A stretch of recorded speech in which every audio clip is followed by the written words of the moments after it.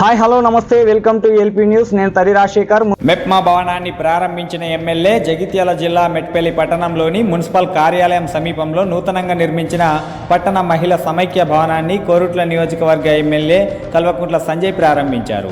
సంవత్సర కాలంలో ఉత్తమ ప్రతిభ కనబరిచిన మున్సిపల్ కార్మికులకు, ఉద్యోగులకు ప్రభుత్వం తరపున సర్టిఫికేట్ ప్రదానం చేశారు.